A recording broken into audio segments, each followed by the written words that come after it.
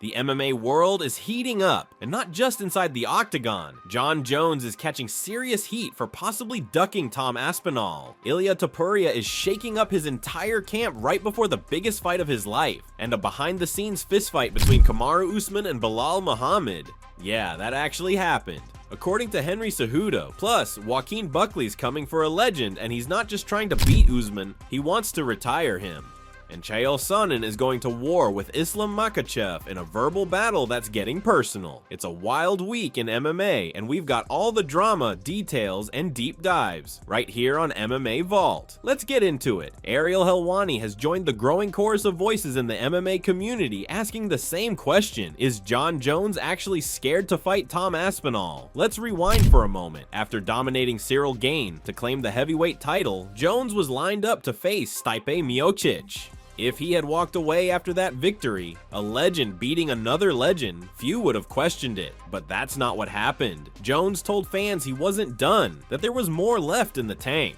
But now, with Tom Aspinall holding the interim belt and fans clamoring for that showdown, suddenly Jon's talking about retirement again. Helwani didn't sugarcoat it. If Jones had bowed out after beating Stipe, fine. But now, delaying or ducking the Aspinall fight casts a shadow over his legacy. After years of dominance and taking out legends, the fact that he might be avoiding one specific name, Aspinall, is raising a lot of eyebrows. To make it worse, it's been over 6 months since Jones last defended his belt.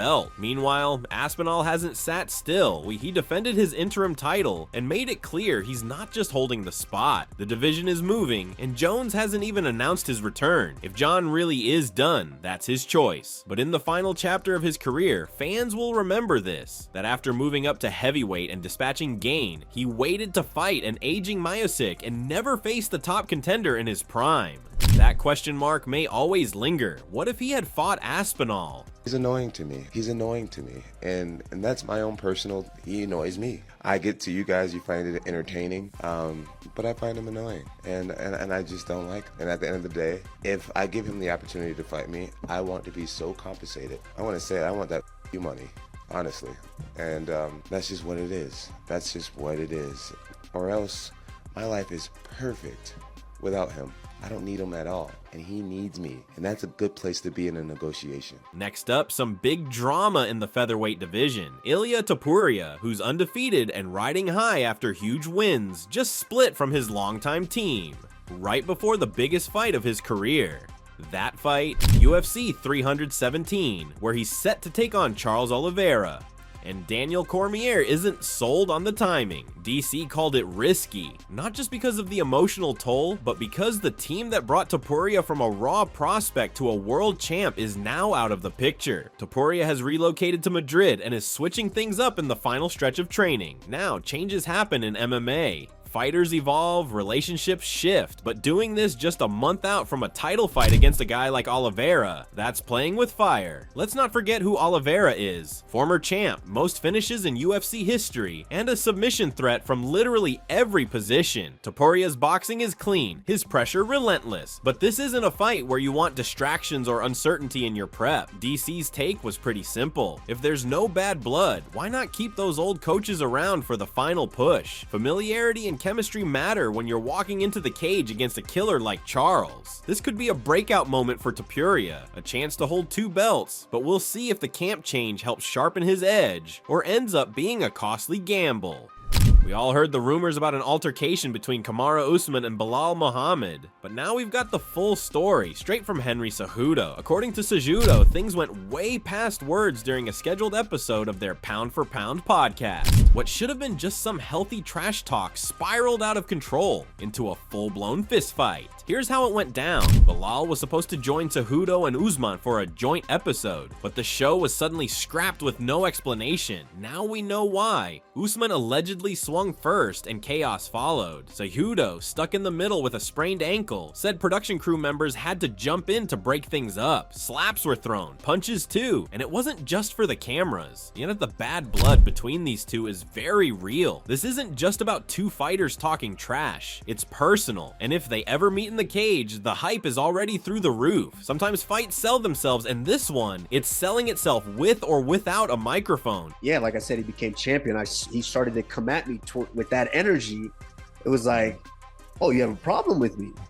Well, if you have a problem, I don't really do play the internet game. Let's talk it out.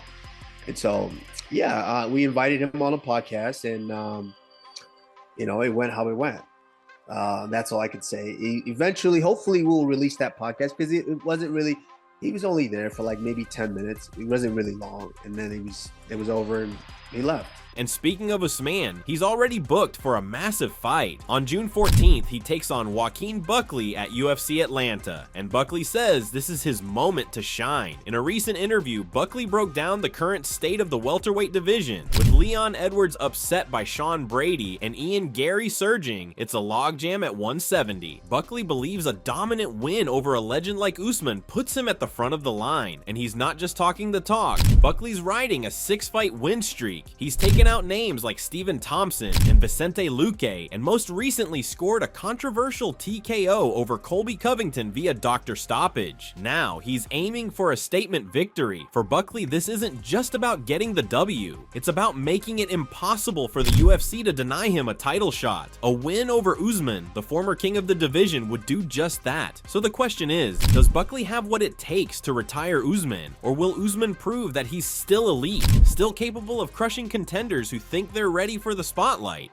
The tension between Chael Sonnen and Islam Makhachev has officially boiled over into a full-blown war of words. It all started when Sonnen criticized Makhachev for considering a move up to welterweight and possibly vacating his lightweight title, something Chael believes isn't fitting of a true champion. According to Sonnen, with Ilia Topuria now entering the 155-pound division, Makhachev should stay put and defend his throne rather than chasing another belt. But Islam didn't stay quiet. The reigning pound-for-pound king clapped back on social media saying, "Chasing hype and money is not the same as chasing greatness. An average athlete who climbed the ranks by talking trash will never understand that. Just sit back and watch how it's done, Uncle Chael." Double champ Sonnen, never one to back down, unleashed a barrage of responses. He started with, "When you're tired of rolling around in front of bored crowds and pulling fewer viewers than a hog calling contest, give me a call. You won't be the first guy from your gym who begged me for content." He didn't stop there. In a follow-up post, he wrote,